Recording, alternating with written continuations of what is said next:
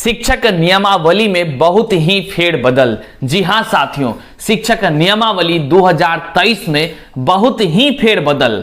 बिहार के तमाम शिक्षक अभ्यर्थियों के भविष्यों के साथ आखिर कौन कर रहा खिलवाड़ और किस उद्देश्य से कर रहा खिलवाड़, इन तमाम सवालों का जवाब देने के लिए, इन तमाम सवालों के जवाब से रूबरू होने के लिए और हम सभी को यह इन तथ्यों की ज्ञात होनी चाहिए कि आखिर हमारे तकदीरों के साथ, बिहार के तमाम शिक्षक अभ्यर्थियों के साथ आखिर खिलवाड़ कौन कर रहा है। और इसका आकलन मैं नहीं, आप करेंगे, क्योंकि आपसे बढ़कर और कोई नहीं है। मैं देश की रीढ़ युवा ही होते हैं और उन युवाओं के साथ जो खिलवाड़ कर रहा है, उनके लिए उस तथ्यों को समझना हम युवाओं को बहुत ही जरूरी है। हम अभी आपके सामने ऐसे दो महारथी का बयान चलाने जा रहे हैं, ऐसे दो महारथी का जो कि आप सबों के लिए बहुत ही अहम होगी। इस वीडियो को आप अंत तक जरूर देखिएगा। हमारे बीच अभी जो एक बयान चलेगा, सबसे पहले आप विजय सिन्हा जी को देखेंगे। विजय सिन्हा जी क्या कुछ कहते हैं और इसके बाद हम दिखाते हैं कि शिक्षा मंत्री जी अपने ज्ञान की अविरल धारा किस प्रकार फिर से बहा रहे हैं और वो क्या क्या कुछ कहते हैं। पहले आप वीडियो को देख लीजिए। पहले आप कि सरकार की मंशा में खोट है। जो सीटीईटी और बीटीईटी से पास किए, एग्जामिनेशन दिए, फिर क्या उसका एग्जामिनेशन लेके आप करना चाहते हैं? उसमें अपने लोग को घुसाने का माध्यम क्यों खोजना चाहते हैं? उसके भविष्य के साथ खिलवाड़ क्यों करना चाहते हैं? बहाली का मंशा नहीं है, टाइम बर्बादी और चुनाव तक खींच करके ले जाने का, पूरी तरह से बिहार के युवाओं को भटकाने का, उसके भविष्य के साथ खिलवाड़ करने का सरकार की ये दोहरी मानसिकता सिर्फ अपने कुर्सी पर बने रखने के लिए। आप बच्चों को क्यों बरगला रहे थे? और नई नियमावली में आपने क्या किया? टाइम पर बर्बादी का, लोगों के सपना को तोड़ने का। जो सीटीईटी और बीटीईटी से पास किए, एग्जामिनेशन दिए, फिर क्या उसका एग्जामिनेशन लेके आप करना चाहते हैं? उसमें अपने लोग को घुसाने का माध्यम क्यों खोजना चाहते हैं? उसके भविष्य के साथ खिलवाड़ क्यों करना चाहते हैं? ये सरकार की बहाली का मंशा नहीं है, टाइम बर्बादी और चुनाव तक खींच करके ले जाने का। और बहाली की इनकी मंशा होती तो बजट में प्रावधान करते। बजट में कहां प्रावधान आपने किया है? बजट में आप इतने लोगों को, 2.5 लाख लोगों की बहाली के लिए क्या प्रावधान है? सरकार तो जवाब दे। बच्चों को ये बरगला रहे हैं, पूरी तरह से बिहार के युवाओं को भटकाने का, उसके भविष्य के साथ खिलवाड़ करने का सरकार की ये दोहरी मानसिकता सिर्फ अपने कुर्सी पर बने रखने के लिए और बिहार के विकास और बिहार के भविष्य के साथ खिलवाड़ करने का ये अपनी रणनीति और मिशन पर बढ़ रहे हैं। बात करते थे, बड़ी आवाज में बोलते थे, हम आएंगे तो पहले कलम से सबकी नियुक्ति होगी। कहाँ गया कलम? टूट गया या खो गया? कुर्सी के लिए कितना समझौता। अरे ये बड़े भाई छोटे भाई दोनों ही बड़ा ठग हैं और पहले अपने में ही एक दूसरे को ठगने में लगे हैं। जब अपने को ही ठगने में लगे हैं तो बिहार की जनता तो ठगी महसूस करेगी ही।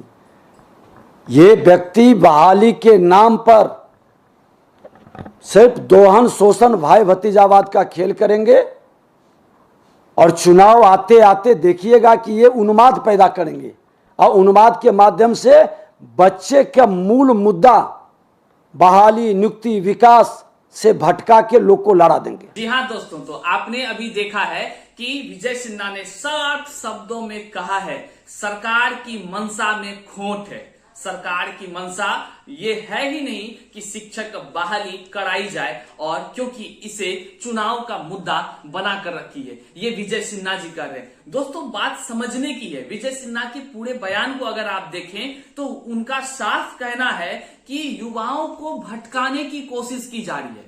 अरे भाई, युवाओं को भटकाने की कोशिश की जा रही है तो ये बात का चिंतन अगर युवा खुद करे तो कितनी बड़ी बात हो जाएगी कि युवाओं को भटकाने की बात ये विजय सिन्हा आखिर क्यों कर रहे हैं। तो विजय सिन्हा इसलिए कर रहे हैं क्योंकि आए दिन लगातार माननीय मुख्यमंत्री, उप मुख्यमंत्री, शिक्षा मंत्री सभी के माध्यम से लगातार कही जा रही है कि मैं जल्द ही नियोजन की प्रक्रिया शुरू करूंगा, मैं जल्द ही बहाली करूंगा, बिहार में इतने लाख शिक्षकों की बहाली होगी, इतने लाख रिक्ति होगी करते जा रहे हैं, लेकिन अभी तक हुआ कुछ नहीं है और ऊपर से बीपीएससी की एग्जाम लाद दी गई है। और दोस्तों, नियमावली में तो इस तरह से खेल किया गया है कि क्या कुछ कहा जाए, जिसके विरुद्ध तमाम शिक्षक अभ्यर्थी रोड पर उतर गए हैं। अब चिंतन करने का विषय है कि विजय सिन्हा सही कर रहे हैं कि गलत कर रहे हैं, क्या युवाओं के साथ खेल हो रहा है कि नहीं, उनके भविष्यों को बर्बाद करने की कोशिश हो रही है कि नहीं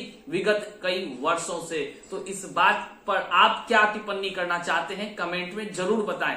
और आप कमेंट नहीं करते हैं, वीडियो देखकर निकल जाते हैं, देखकर तो यूं ही सब कोई निकल जाता है। बात मैं दिखाने के लिए नहीं कर रहा हूं दोस्तों, बात है कि चिंतन कीजिए और चिंतन करने के उपरांत आप समझ सकेंगे आखिर कौन सही कौन गलत, क्योंकि आप हम ही लोग हैं जो इन सत्ता के शीर्ष पर नेताओं को। आइए अब देखिए, आप सबसे पहले कि शिक्षा मंत्री जी का बयान आप सुन लीजिए, शिक्षा मंत्री जी क्या कुछ कह रहे हैं। शिक्षा मंत्री जी का बयान सुनिए।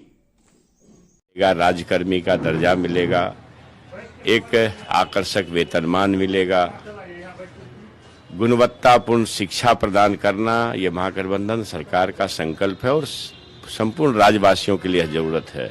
आप सभी महसूस करते होंगे कि गुणवत्तापूर्ण शिक्षा की कितनी जरूरत है और गरीब, मजलूम और बेबस आदमी सरकारी संस्थान में ही अपने बच्चों को पढ़ाते हैं, किसी निजी संस्थान में पढ़ाने की उनकी क्षमता नहीं होती है। अब एक शिक्षक को, अगर अभ्यर्थी को शिक्षक बनना है तो जो पात्रता परीक्षा उन्होंने दी है, जैसे ट्रेनिंग किया है, सीटेट एसटीटी किया है, तो उन्होंने शिक्षक बनने की योग्यता धारण कर ली। अब जिस तरह से प्रोफेसर लोग बहाल होते हैं तो बड़े ही कठिन पढ़ाई के बाद नेट करते हैं, बड़े ही मेहनत के बाद पीएचडी करते हैं। नेट और पीएचडी करते हैं तो वो प्रोफेसर बनने के योग्य होते हैं, प्रोफेसर बनने के लिए दक्ष होते हैं। आपको नहीं मालूम कि आज के तारीख में बिना पीएचडी किए हुए कोई इंटाइटलमेंट नहीं रखता है, जो यूजीसी का गाइडलाइन है। तो जो मतलब है इस ढंग की चीज़ें को हवा देते हैं लोग, उनको ये समझना चाहिए कि हमें आखिर अल्टीमेटली देनी क्या है। हमें तो क्वालिटी एजुकेशन देना है ना, गुणवत्तापूर्ण शिक्षक बहाल करके गुणवत्तापूर्ण शिक्षा देनी है। तो गुणवत्तापूर्ण शिक्षक बहाल करने में अगर किन्हीं को परेशानी हो रही है तो जो वर्षों से 15 साल 20 साल से लोग पढ़ा रहे हैं, ऐसे नियोजित शिक्षक अपने आप को नियोजन के दंश से अगर अलग करना चाहते हैं तो उनके नियोजन में, माननीय मुख्यमंत्री जी ने कहा है कि नियोजन की नीति है, नियोजन की नीति जो बरकरार है उसमें से नियोजित शिक्षकों को हटा तो नहीं रहे, बल्कि माननीय मुख्यमंत्री जी ने कई अवसर पर कहा है कि हम वेतन बढ़ाने जा रहे हैं। मगर ये तो अच्छा नहीं है ना कि आप शिक्षक हैं, आप बच्चों को पढ़ाते हैं और आप जो पढ़ाते हैं उसी कोर्स में से आपसे कुछ अगर सवाल पूछे जाते हैं और आपको लगता हो कि नहीं हम सवाल के घेरे में नहीं आए, तो ये ठीक नहीं है। आप अगर राजकर्मी का दर्जा चाहते हैं तो एक कदम आगे बढ़ने के लिए थोड़ी मेहनत करिए। ऐसा नहीं है कि आप बीडीओ साहब हैं, सीओ साहब हैं या किरानी साहब हैं या बाबू लोग हैं कि भाई आपको पढ़ाई से रिश्ता छूट गया। आप तो लगातार पढ़ाई के संपर्क में हैं। शिक्षक तो पढ़ाई के संपर्क में रहते हैं कि इससे क्वालिटी एजुकेशन बेहतर हो पाएगी। बेहतर ना, आप इन्हीं बताइए ना कि क्वालिटी शिक्षक बहाल होंगे, गुणवत्तापूर्ण शिक्षक बहाल होंगे, तभी तो गुणवत्तापूर्ण शिक्षा मिल पाएगी आम लोगों को। इसलिए हमारे राज्य के हित में, माता पिता के हित में, छात्रों के हित में, और फिर सबसे बड़ी चीज जो है, ज्ञान की भूमि अगर भारत है तो उसके सबसे बड़े आधार बिहार है। तो ज्ञान की भूमि बिहार है, अहिंसा की भूमि बिहार है, दुनिया को शून्य का ज्ञान दे करके गणित का बोध कराने वाली धरती बिहार है। तो जो ज्ञान का परचम विरासत में हमारे यहाँ लहराता रहा है, इसके लिए चिंतित हमारे राज्य नेतृत्व हैं, माननीय मुख्यमंत्री जी नीतीश बाबू और उप मुख्यमंत्री तेजस्वी प्रसाद यादव जी। तो इसको लोग को स्वीकार करनी चाहिए और इस बात को अनावश्यक तुल नहीं देनी चाहिए। और विरोधी का जो काम है वो अपने काम में लगे हुए हैं, वो बरगलाएंगे, भ्रम फैलाएंगे, वो भ्रम फैलाएंगे। अब एक तो बता दीजिए ना कि संभवतः आप लोगों को ज़्यादा जानकारी होगी, जो बड़े नेता हैं बीजेपी के सुशील कुमार मोदी जी, उन्होंने एक अवसर पर कहा कि वेतनमान भगवान भी नहीं दे सकता है धरती पर। भाई सरकार वेतनमान देने जा रही है, आप बीजेपी के लोग कहते हो कि भगवान भी नहीं दे सकता। दिल्ली से नौकरियां गायब हो गई, भारत सरकार के उपक्रमों को निजी हाथों में डाल करके भारत सरकार के जो बड़े पैमाने पर रेल में नौकरियां दी जाती थी, अन्य जगह नौकरियां दी जाती थी, 2 करोड़ नौकरी का वादा था श्रीमान। 9 वर्ष में तो 18-16 करोड़ लोगों को नौकरी होनी चाहिए थी वादे के हिसाब से, तो नौकरियां कहाँ गायब है? तो जो सरकार आपको देने के लिए 10 लाख का एक पहला चरण है, 2.5 लाख के आसपास की बहाली होगी, हो सकता है ज़्यादा भी हो, और 1.25-2 लाख के आसपास का लगभग 1,60,000 के आसपास का स्वास्थ्य विभाग में बहाली होनी है। तो जब इतनी बहालियां एक साथ लगभग 5 लाख के आसपास, 4 लाख के आसपास सिर्फ 2 विभाग में बहाली होने जा रही है, तो आप राज्यवासी इस बात को गंभीरतापूर्वक लें और हमारे जो बेरोजगार हैं वो भी इस बात को गंभीरतापूर्वक लें। अभ्यर्थी तैयारी करें। अब तो हमको लगता है कि शायद हर जगह से रिक्ति आ गई होगी, अब तक आ गई होगी संभवतः। हम आज ने एक ब्रीफ लिया है, आज ब्रीफ नहीं लिया है विभाग का, लेकिन जैसे ही रिक्ति आएगी विज्ञापन होगा। और खुद हमारे राज्य के मुखिया बिहार विकास के शिल्पकार इसके लिए चिंतित हैं, उसको खुद वो मॉनिटर कर रहे हैं। अब ये बताइए, संजीव सिंह ने भी पत्र लिखा है, कोई आदमी का बयान हम नहीं पढ़े हैं, उन्होंने क्या कहा है, बयान पढ़ेंगे तो आपका जवाब दे पाएंगे। लेकिन कोई भी जो बिहार की चिंता करेगा, वो आदमी जहां देख रहा है लाखों लोगों की बहाली होनी है, तो कौन यहां नहीं चाहेगा कि गुणवत्तापूर्ण शिक्षा के लिए गुणवत्तापूर्ण शिक्षक बहाल हो? अगर ऐसा वो नहीं चाहते हैं तो ये चिंताजनक बात है, ये ठीक नहीं। तो आपने सुन लिया ना दोस्तों, शिक्षा मंत्री जी ने क्या कहा। प्रोफेसर बनने के लिए कितना मेहनत करना पड़ता है, नेट क्वालिफाई करना पड़ता है, पीएचडी करना पड़ता है, आप जानते नहीं है। तो हम माननीय शिक्षा मंत्री जी आपसे पूछना चाहते हैं, हम लोग नहीं जानेंगे तो आप जानिएगा। हम लोग भावी पीढ़ी के निर्माता और हम लोग इसी प्रोफेशन को अपनाए हैं, सारी चीज को त्याग करके, तो हम लोगों से बढ़कर आप जानिएगा। इस उम्र में आपके पास बहुत ज्यादा ज्ञान है और हम लोगों के पास ज्ञान की बहुत कमी है।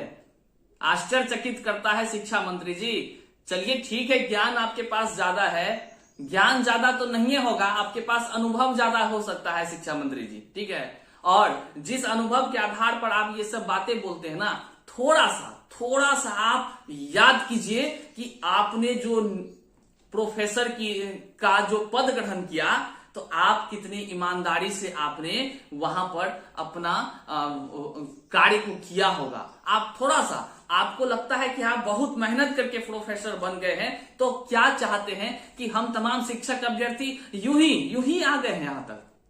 आप खुद बोल रहे हैं कि आपने सीटेट पास किया है, आपने ट्रेनिंग लिया है, बीएड लिया है, सीटेट दिया है, एस्टेट दिया है, बीटेट दिया है, और क्या चाहिए शिक्षा मंत्री जी? आपको क्या चाहिए? अब प्रोफेसर से क्यों नहीं उतना चीज, आप ही से क्यों नहीं उतना सब चीज पूछ लिया जाता है? इतने स्तर पर होती है क्या? मतलब आप लोग तो हद ही कर दिए हैं। मतलब आप लोगों से बड़ा ज्ञानी इस धरती पर कोई है ही नहीं। अरे भैया, आप ज्ञान बांटने वाले व्यक्ति हैं तो ज्ञान बांटिए, लेकिन चिंतन करके बांटिए। आखिर करने क्या जा रहे? देखिए, आप कोई भी व्यक्ति अपने ज्ञान की अविरल धारा तब बहाती है जब उनके ज्ञान से लोगों को लाभ हो। ज्ञान से लोगों को लाभ के बजाय आप समाज के तमाम युवा वर्गों को परेशानी हो रही है, आप इस चीज का चिंतन नहीं करते हैं। इस चीज का चिंतन करिए। और तमाम बिहार के सरकार से मैं कहना चाहूंगा इस वीडियो के माध्यम से, तमाम साथियों की ओर से, कि सरकार जब तक युवाओं के लिए कार्य नहीं करेगी, युवाओं के लिए कार्य का मतलब ये नहीं है कि आप कुछ भी कर दें, लेकिन ये तो मतलब है ना कि आप एक नियम के अनुसार चले। आपका जब मन होता है तब कुछ भी कर देते हैं, जब मन होता है तब कुछ कर देते हैं, ऐसे नहीं होती है। आपके लिए संविधान अगर है तो हमारे लिए भी तो संवैधानिक रूप से कई सारी बातें हैं। तो संवैधानिक क्या कहती है, संवैधानिक रूप क्या कहती है? आपको जब मन हो तब आप किसी के भविष्य के साथ खिलवाड़ कर देंगे। और लोग यदि अपना प्रदर्शन कर रहे हैं, अपनी बातों को भी आपके पास रख रहे हैं, तो वो मतलब बैल बकरी है क्या? आप उसकी कोई बातों को नहीं सुन रहे हैं। और शिक्षा मंत्री ने तो ये भी कह दिया कि मेहनत करिए। उन्होंने कहा कि मेहनत करिए, एक दिन जरूर सफल होगा। और उन्होंने क्या कहा, मेहनत करते रहिए और जो आप शिक्षक के प्रोफेशन में हैं, इतने सालों से आप पढ़ा रहे हैं, तो पढ़ा रहे हैं, आपको उससे प्रश्न पूछ लिया जाएगा तो परेशानी होगी। शिक्षा मंत्री जी, हम लोग बार बार चिल्ला रहे हैं, आप क्यों नहीं दिमाग आपका काम कर रहा है।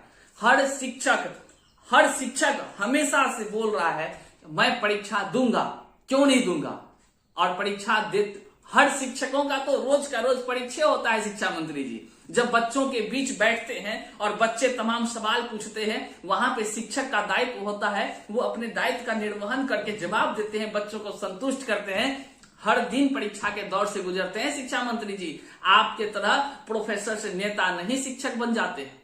तो चिंतन का विषय है कि आपसे यदि अभी पूछ दिया जाए सवालों को, तो आप बताइए क्या कीजिएगा।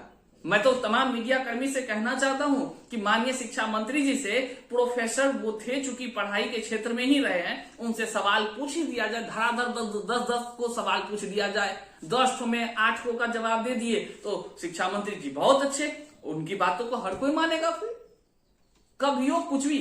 और हद तो तब हो गई जब ये बाबू कहने को शुरू हो गए। अब सुनिए ये क्या कहे, ये कह रहे हैं कि आप एक शिक्षक है ना, है आप कोनो बीडीओ सीओ साहब थोड़े हैं। अरे बाबा, क्या शिक्षा मंत्री जी हम लोगों को इतना कमजोर बूझ के रखे हैं। मतलब हम ही युवा लोग आपके लिए सबसे बड़ा आश्चर्यचकित करने वाला है। मतलब हम लोग क्या हैं, मजदूर समझ के रखे हैं, जबकि मजदूर तो आप भी हैं। हर कोई मजदूर है, जीवन में हर व्यक्ति मजदूर है, लेकिन आप शिक्षक को कुछ नहीं समझ रहे हैं। आप खुद शिक्षा के क्षेत्र से आगे बढ़े हैं। आश्चर्यचकित करता हुआ आपका यह बयान है, जो मुझे ही नहीं बल्कि बिहार के तमाम युवा साथियों के लिए बहुत ही निंदनीय है। आपका यह जवाब कि आप कोनो बीडीओ सीओ साहब थोड़े हैं। बीडीओ सीओ साहब से पूछिएगा उसको कौन बनाया है, और आप पूछिएगा उनसे उसको कौन यहां तक आने में मदद किया है। आप पूछिए उनसे तो उसकी भी औकात नरम गरम हो जाएगी कि एक शिक्षक वर्ग ही हैं जिन्होंने अपना सर्वस्व बलिदान करके वो आप सभी को, हम सभी को आगे बढ़ाने का कार्य करता है, और अपने लिए राह न बनाकर तमाम अपने बच्चों के लिए राह बनाने का काम करता है। और आप कहते हैं आप तो एक शिक्षक ही हैं। आश्चर्य कर देने वाली बात है। तो बिहार के तमाम युवा साथियों से हम कहना चाहते हैं कि आपको शिक्षा मंत्री का यह बयान किस प्रकार लगा, आप इस पर क्या प्रतिक्रिया देना चाहेंगे, आप अवश्य कमेंट के माध्यम से प्रतिक्रिया दें। और कुल मिलाकर अगर हम बात करें तो माननीय विजय सिन्हा जी और शिक्षा मंत्री जी जो बातों को अपना रखे हैं, वह बहुत ही कह लें तो अंतर है। अंतर किस प्रकार है, तो एक व्यक्ति जो हमेशा बिहार ज्ञान की भूमि रही है, भारत ज्ञान का केंद्र रहा है, भारत में भी बिहार, इस तरह गोल घुमाने का, और नहीं कुछ जब मिलता है तो मुख्यमंत्री पर फेंक देते हैं। और कुल मिलाकर इनके बातों में एक ही चीज मिलता है कि जल्द ही बहाली होगी, जल्द ही होगी, लाखों लोगों की होगी, टाइम लगता है। और ये करते करते इनका पूछ लीजिए शिक्षा मंत्री से कि ये कब बने थे और आज कितना दिन हो गया इनका, आज तक इन्होंने क्या किया है बहाली के लिए। विजय सिन्हा बहुत ही गंभीरता पूर्वक बातों को रख रहे हैं और शिक्षक अभ्यर्थियों के लिए आवाज उठा रहे हैं। तो कहीं ना कहीं यह तो है कि शिक्षा के प्रति ये विजय सिन्हा जरूर सजग महसूस हो रहे हैं। कम से कम शिक्षा मंत्री के तरह सिर्फ बयानबाजी तो नहीं करते हैं। जैसे शिक्षा मंत्री से जब भी पूछा जाए, अभी तुरंत हम आपको सुनाते हैं उनकी स्टेटमेंट को कि उन्होंने क्या कुछ कहा है इस बयान पर। एक और बात है, विजय सिन्हा जी के स्टेटमेंट से साफ पता चलता है, क्योंकि वो सदन में बैठते हैं तो उनको साफ पता चल रहा है कि यह चुनाव तक खींच ले जाने का योजना है। और माननीय मुख्यमंत्री जी तो इसमें पहले से ही महारत हासिल किए हुए हैं कि किस प्रकार से हमें बातों को घुमाना है, किस प्रकार से कुर्सी को अपने इस कुर्सी, देख रहे हैं कुर्सी पर जब हम बैठ जाते हैं ना तो लगने लगता है कि वाह कितना आनंदित कर रहा है। और जब किसी को इस कुर्सी से मोह हो जाए, इस कुर्सी से लोभ हो जाए और यह कुर्सी दूसरों के हाथों में न जाए, इसके लिए अगर कोई चिंतन करने लगे तो कहीं ना कहीं उस चक्रव्यूह में फंसता हुआ तमाम शिक्षक अभ्यर्थी और उनके अभिभावक नजर आ रहे हैं। साथ ही साथ जो विजय सिन्हा ने कहा कि बजट में कोई प्रावधान ही नहीं हुआ है, आश्चर्य की बात है कि जो शिक्षा मंत्री, मुख्यमंत्री, तमाम लोग बहाली की बात कर रहे हैं, और हद तो तब है जब भी आप शिक्षा मंत्री से पूछिए वो कहेंगे कि बहाली में तो टाइम लगेगा ना, होगी, इतनी भारी संख्या में होने वाली है बहाली, तो बहाली में तो टाइम लगेगा ही ना। अब आप ही बताइए दोस्तों कि टाइम लगेगा, 2021, 22, 23 चल रहा है। अब बताइए, सोचिए जरा सा कि आखिर इस लोगों को मंत्री बना कौन दिया भाई? बनाने वाला भी वही व्यक्ति है जो 15 साल से बैठने वाला व्यक्ति है, तो समझ ही सकते हैं। आगे बजट में जब कोई प्रावधान नहीं है, ये हम नहीं कह रहे हैं बल्कि विजय सिन्हा जी कह रहे हैं, और विजय सिन्हा जी कह रहे हैं जो, तो कुछ ना कुछ बातों को अगर वो समझे होंगे तभी वो कह रहे हैं। आश्चर्य की बात है कि इसको समझने की बात है, और कहीं ना कहीं हम तमाम अभ्यर्थियों को भी लग रहा है अगर ये सही नहीं होता तो ये बहाली की प्रक्रिया को ऐसे टालते तो नहीं, प्लान बना बनाकर। आगे देखिए उन्होंने क्या कहा, बिहार को बर्बाद करने के लिए मिशन की ओर माननीय मुख्यमंत्री जी और बिहार की सरकार बढ़ रही है। बिहार को बर्बाद करने के लिए, तो बिहार को बर्बाद करने के लिए किस प्रकार से कोई आगे बढ़ सकता है? अगर विजय सिन्हा जी के बातों को ले तो विजय सिन्हा जी का बस एक ही इशारा है कि अगर शिक्षक की बहाली आप नहीं करते हैं, आप विद्यालय में शिक्षक को नहीं पहुंचाते हैं, तो फिर शिक्षक के बिना ही आपके विद्यालय से रिजल्ट कैसे निकलकर सामने आ रही है? कैसे आपके विद्यालय से रिजल्ट एकदम फर्स्ट ही होते जा रहा है? कहा है जो बिहार के साथियों के लिए बहुत ही महत्वपूर्ण है कि बीपीएससी के द्वारा जो एग्जाम कराने की योजना है, इस योजना के तहत बिहार में लूट खसोट होना आरंभ होगा। अर्थात जिस प्रकार से आप देखे ही होंगे कि अलग अलग बीपीएससी के माध्यम से जो परीक्षा आयोजित की जाती है या अन्य भी परीक्षाएं आयोजित की जाती है, तो बिहार में किस प्रकार का खेल होते रहा है, ये हम नई वीडियो के माध्यम से हम लोग सभी ने देखा है, न्यूज चैनलों के माध्यम से। बहाली के नाम पर दोहन हो सकता है, ऐसी संभावनाएं मैं नहीं बल्कि विजय सिन्हा जी जता रहे हैं, जो कि आप देखें। वीडियो देखने के लिए आपका तहे दिल से शुक्रिया, लेकिन शुक्रिया अदा तब करेंगे भैया जब आप चिंतन करेंगे और चिंतन करके सोचेंगे कि हम कैसे कैसे लोगों को नेताओं के शीर्ष पर बैठा देते हैं और जो गद्दी पर बैठकर हमारे ऊपर ही अत्याचार कर रहे होते हैं, और हम सभी लाचार बेबस बनकर उनके आगे जी हुजूर आप हमको नौकरियां दे न दीजिए करते रहते हैं। क्या कुछ आपको समझ आ रहा है इस वीडियो के माध्यम से? आपके खून में यदि दम है तो आप भी अपने स्तर से अपना पहचान स्थापित कीजिए, और इन तमाम जो एक शिक्षक को मामूली शिक्षक समझते हैं, इनको बता दीजिए कि आप किस प्रकार से कार्य करते हैं और क्या आपकी कार्यशैली है और आपकी पहचान क्या है। यहां तक देखने के लिए तहे दिल से शुक्रिया। नए हैं चैनल पर तो लाइक कर दीजिए, कमेंट कर दीजिए और सब्सक्राइब तो अवश्य ही कर दीजिए दोस्तों। आज के लिए बस इतना ही, मिलते हैं नए वीडियो में। प्रणाम।